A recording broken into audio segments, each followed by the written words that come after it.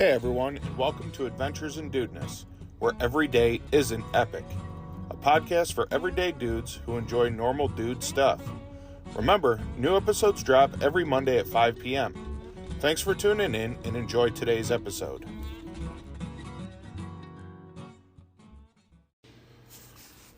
Thank you for tuning in to episode 4, dudes.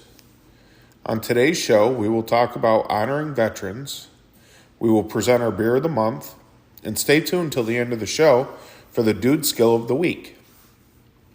So diving right in here, we had a Veterans Day on Friday, and I would like to take this time to give thanks to all of the veterans that may be listening. Thank you for your service. We all appreciate it, and I don't think that sometimes the gratitude isn't showed enough for everything that you have sacrificed. With that said, I feel that Veterans Day is great, but really we should be honoring or taking care of our veterans all year long. One day just is not enough.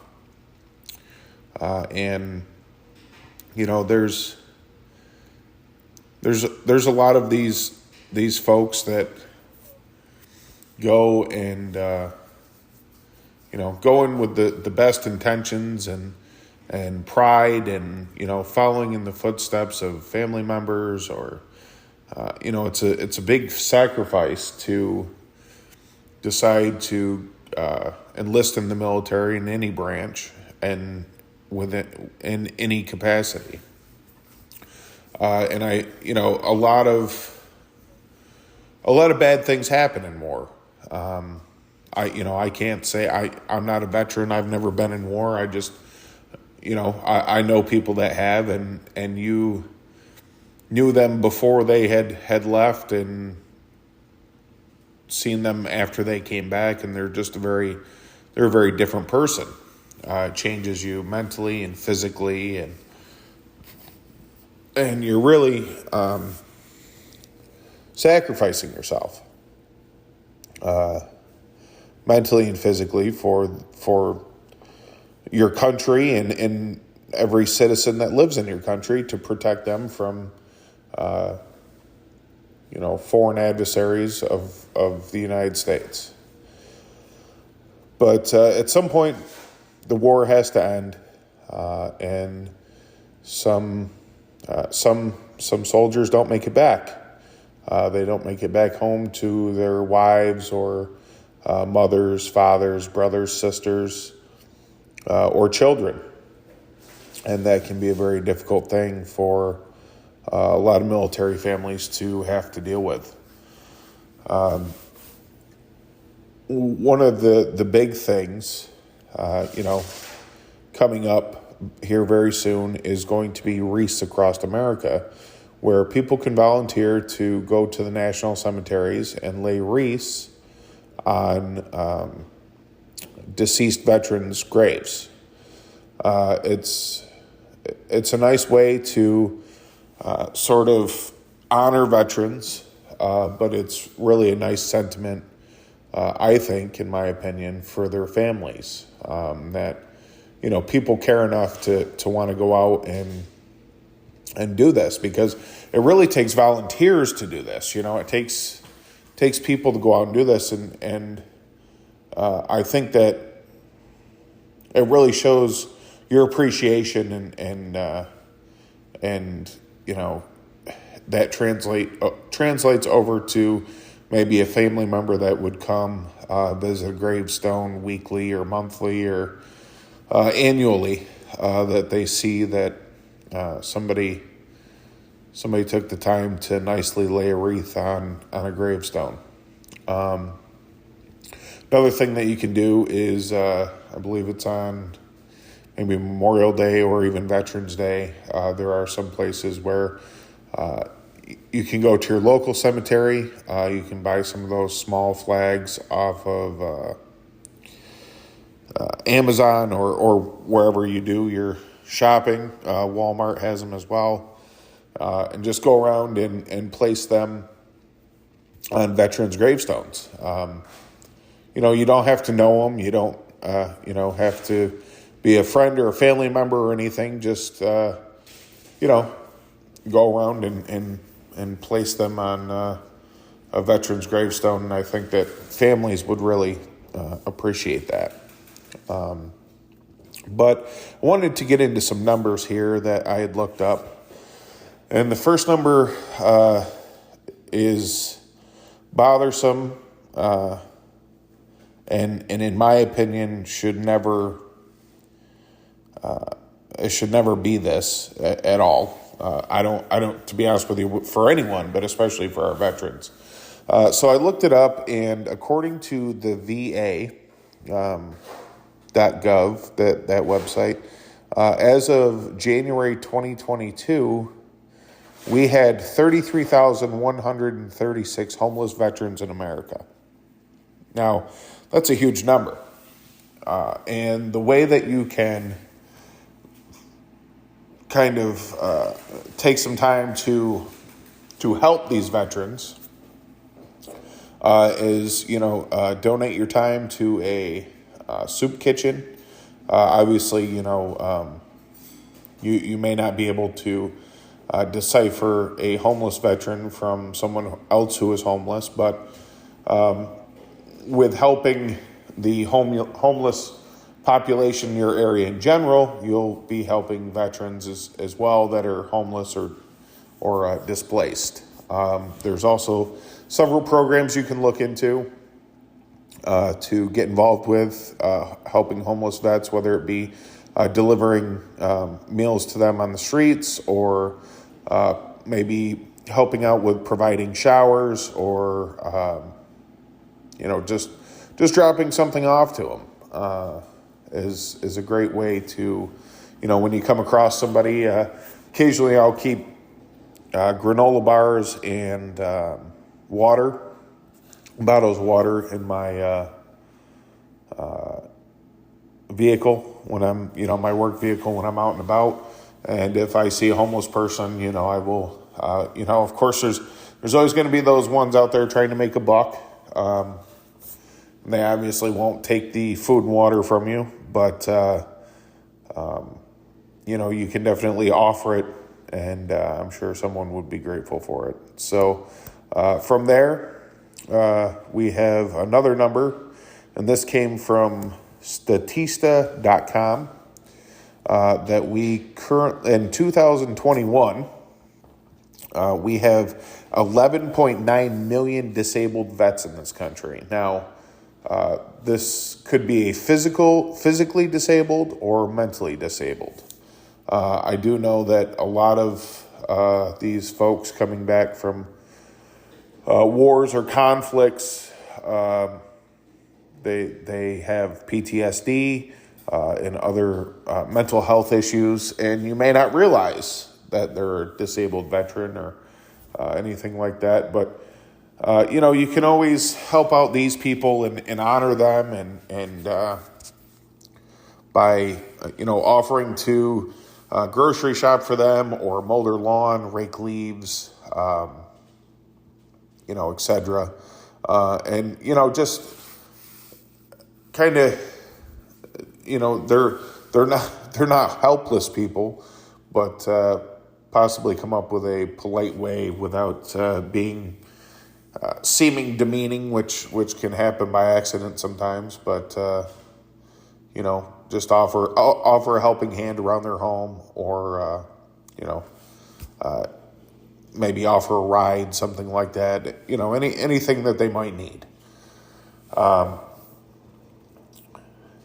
Moving on from there, we have the restaurants on Veterans Day that are always giving away something free, or something of that nature. But definitely any time, if you feel comfortable enough in public, you see maybe someone wearing an Army hat or any branch of the military hat, just kind of walk by and thank them for their service. I don't think we need a single day to kind of do this. I think that this should be a practice that we do all year round. And, our veterans have, like I've said, have sacrificed a lot for us. And the least we can do is take 30 seconds out of our day when we see one and just kind of thank them and acknowledge them. So for that's about it on honoring veterans. Again, I hope everyone, all the veterans out there had a good Veterans Day. Again, thank you for your service. And you have definitely paid a debt for all of us. So moving right along here, we will get into something new that we're starting for the format of the show. Is we are going to do a beer of the month, because who doesn't like a good beer? And this month's beer of the month is going to be Funky Buddha Void Shaker. This is a 11% alcohol coffee stout, and I believe it is it's an imperial stout, and it is aged exclusively in High West distillery barrels. This comes as a 4-pack, so there is no 6-pack, and it is. I think it was pretty good. I like to try different things. It's a kind of a very dark, great imperial stout. I thought bourbon barrel aged, roasted malt. Now there is a certain availability, which it must have been left over.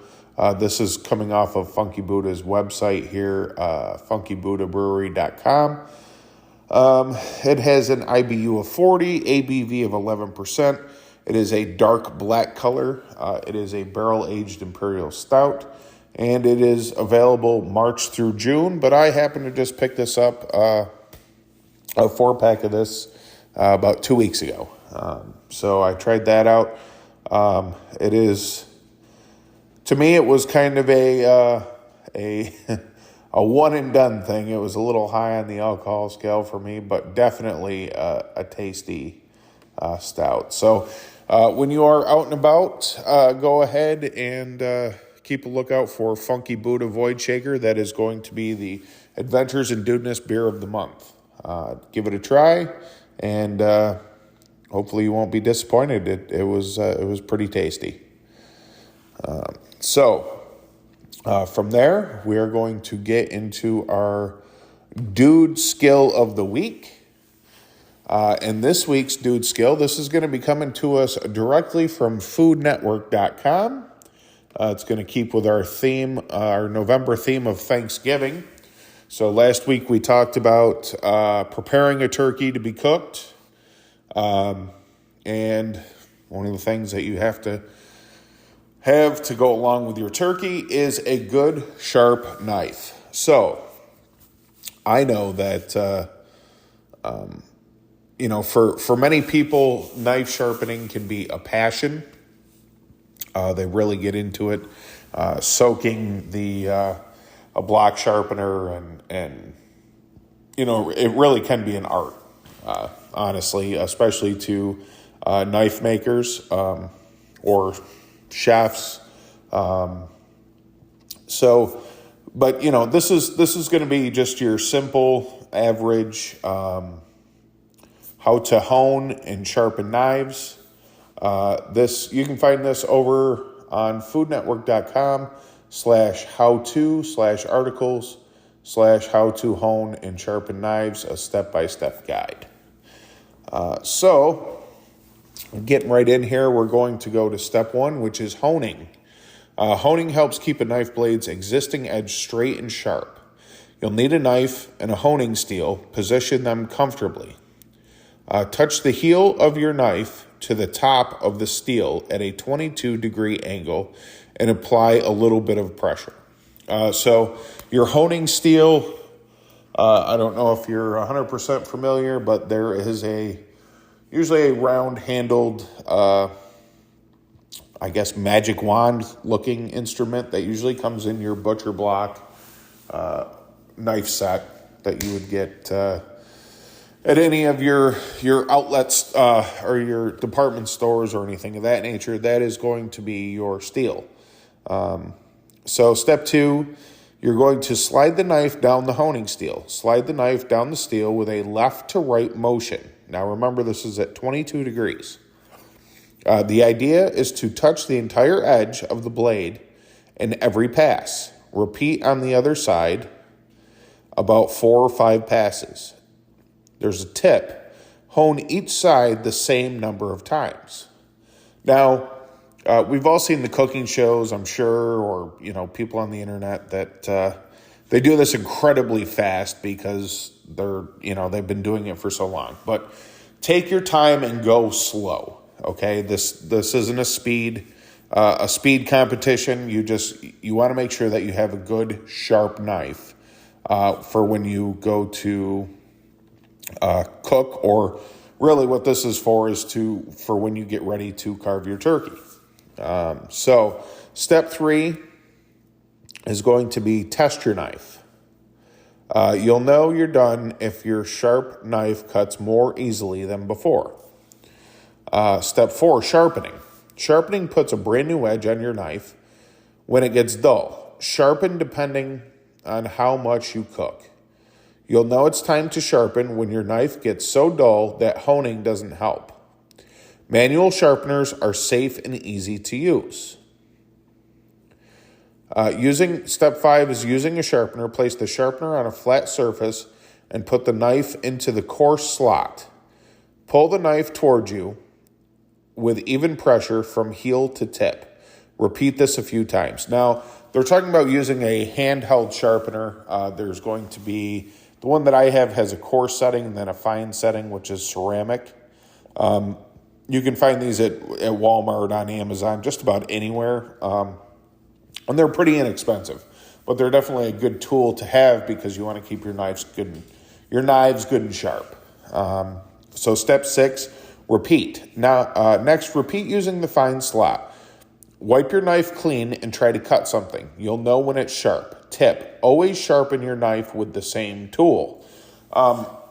So your knife and your sharpener over time will become a married pair.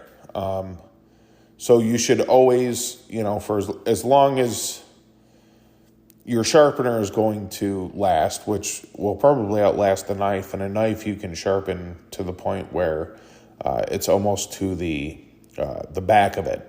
But you always want to kind of keep them a married pair. So what I like to do is just keep one knife sharpener in the house. That's it. Nothing else.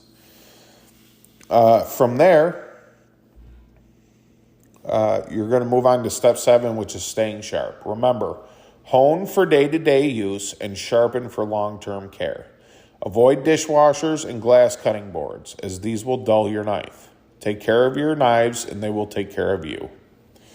They also have a video on there that you can watch that shows you how to hone and sharpen your knives. And this is just a quick 7-step with pictures if you go over there.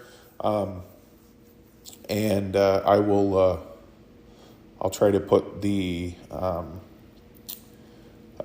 beer of the month link and also the skill of the week link in the description. I apologize, I didn't do that last week, but go ahead over there. There's illustrations.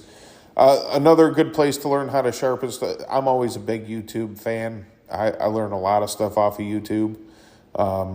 You can go on there and don't get anything complicated like knife finishing or anything like that. You just want to know how to basically sharpen your knife so that way when you go to carve your turkey or, cut anything up or anything like that, that it's effortless. A dull knife, when you go to carve a turkey with it, it'll destroy your turkey. It'll look terrible. Your turkey will fall apart. You won't be able to get nice, even slices off of it. And a dull knife is also more dangerous than a sharp knife. So another good reason on why we need to maintain our knives for cooking. So that's all I have for today, dudes. I hope you enjoyed this episode. Again, I will add those links to the show description. And I really appreciate everybody checking in and hanging out. And I'm trying to get better with the Instagram stuff. So please be patient with me. I'm not much of a social media kind of guy, or a picture taker for that. But bear with me. Every so often I throw some stuff up there. And I would just like to, again, thank everybody for tuning in and stay mellow, dudes. That's all for today's episode. If you enjoyed yourself and would like to be notified when the next episode is available, please consider following or subscribing to the show. For more content from myself or other dudes, give the show a follow at adventures_in_dudeness on Instagram. If you would like to get in touch with me, have any questions or comments, or would like to nominate someone for a This Beer Is For You award, please email adventuresindudeness@gmail.com. Take it easy, dudes.